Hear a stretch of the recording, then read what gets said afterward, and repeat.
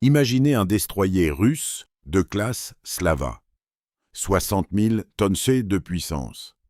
Missiles supersoniques, radars longue portée, équipage d'élite entraîné depuis des années. Une forteresse flottante conçue pour dominer la Méditerranée. Maintenant imaginez qu'il explose avant même que son officier radar n'ait fini son café. Pas un Tomahawk américain, pas un Harpoon britannique, mais une arme française dont Moscou ignorait l'existence il y a un an. Pendant que le monde regardait les porte-avions, la France construisait silencieusement quelque chose qui terrifie le Kremlin. Indétectable jusqu'à l'impact. C'est réel, c'est français. Et ça change l'équilibre naval en Europe. Bienvenue. Aujourd'hui, nous analysons l'arme navale la plus redoutée du Kremlin. Une arme que la marine russe ne peut détecter qu'après l'impact. Si vous appréciez les analyses indépendantes sur la défense française, abonnez-vous à la chaîne et activez la cloche. Laissez un pouce en l'air et écrivez en commentaire ce que vous pensez de l'armement naval français.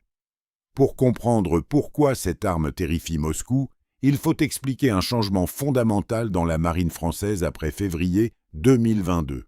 Pendant des décennies, Paris achetait des composants américains, des licences, des systèmes intégrés OTAN. Dépendance technologique. Les stratèges russes considéraient la marine française comme une copie affaiblie de l'US Navy, sans solution souveraine. Ce mythe est mort en Méditerranée.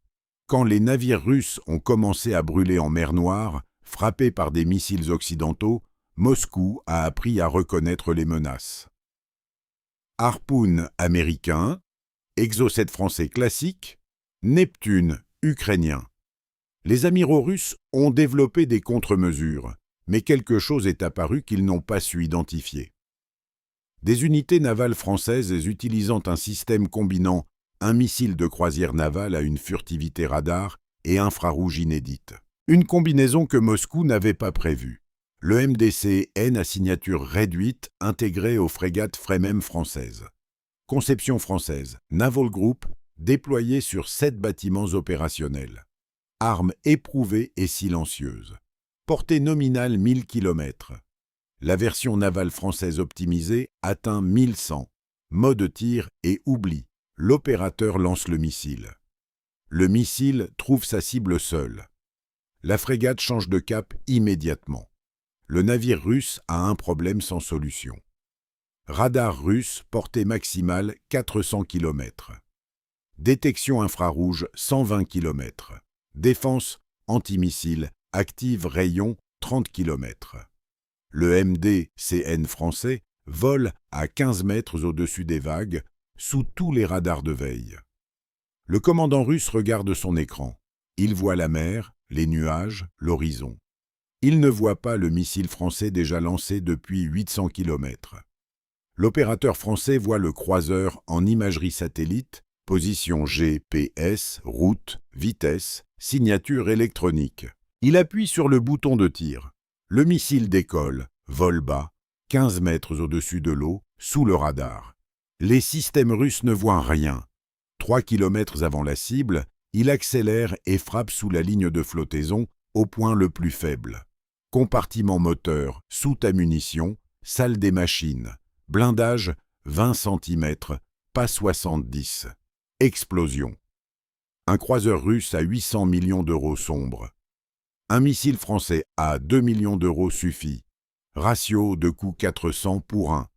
La Russie possède le calibre naval. Portée 1500 km sur le papier. En réalité, le calibre nécessite un guidage GPS continu et une signature radar massive en phase terminale. Détectable, vulnérable aux contre-mesures électroniques françaises. L'EMDCN français reste furtif jusqu'à l'impact.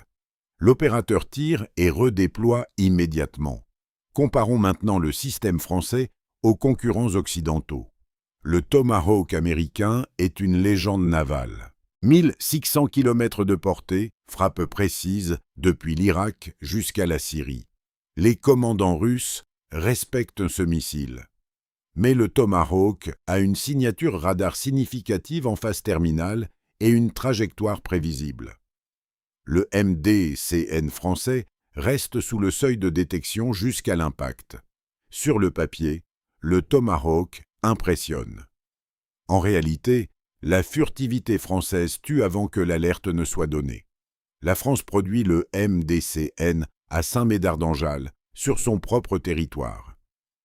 Usine française, ingénieur français, contrôle qualité français. Quand l'Ukraine a montré que les stocks de missiles occidentaux s'épuisent en semaines, Paris savait que sa ligne de production fonctionnait indépendamment. Aucun appel à Washington pour une autorisation, aucun délai parce que l'Amérique a d'autres priorités. Armes françaises, décision française, souveraineté française. Moscou n'avait pas prévu ça. Examinons un scénario concret qui montre pourquoi cette arme est devenue le cauchemar des planificateurs russes. Année 2027. Tensions en Méditerranée orientale. La flotte russe décide une démonstration de force. 13 bâtiments, 3 croiseurs, 6 frégates, 4 sous-marins. Les amiraux russes pensent atteindre les côtes chypriotes en 48 heures. L'OTAN négociera. La France hésitera. C'est le plan. La réalité est différente. Le renseignement français connaît la concentration navale une semaine avant. Satellites, drones, écoutes électroniques, tout montre les préparatifs. Paris active le plan Méditerranée. 3 frégates Femeion MM se positionnent à 800 km de la flotte russe, masquées par leur signature radar minimale. Invisible. Le commandement français attend que toute la flotte russe entre en zone de tir. 3 heures du matin. La flotte russe avance pleine vitesse, équipage confiant. 3h17. Ordre simultané aux 3 frégates françaises.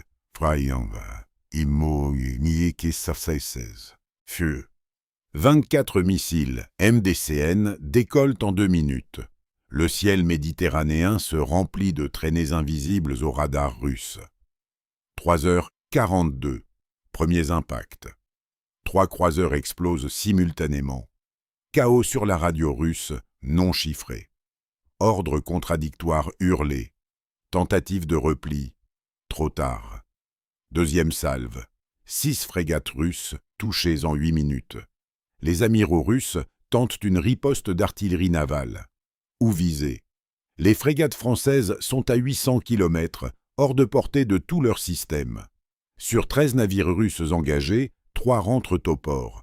Le reste, des épaves fumantes. Durée totale de l'opération 38 minutes. La France a perdu 0 bâtiment.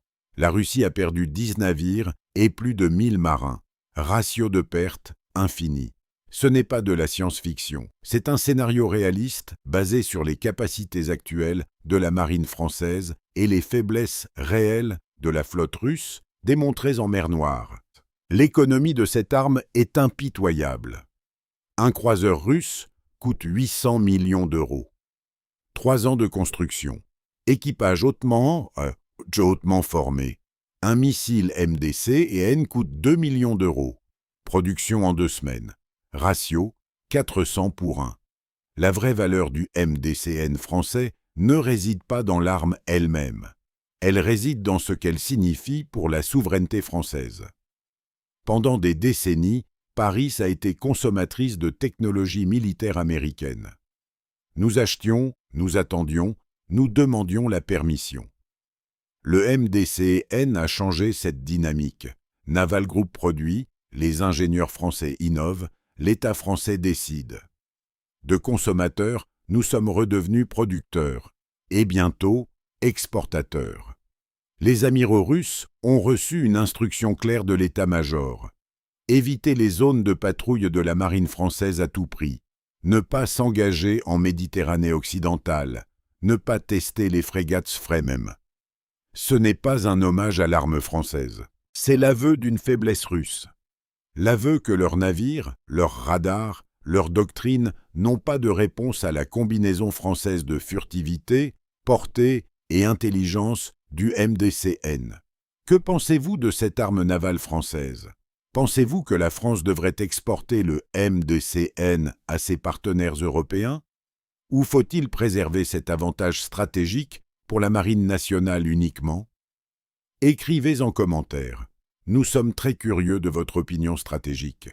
Si cette analyse de la vraie puissance navale française vous a plu, laissez un pouce en l'air. Abonnez-vous à la chaîne pour ne pas manquer les prochaines analyses de la défense française. Soyez vigilants, soyez fiers. La France sait se défendre. À la prochaine.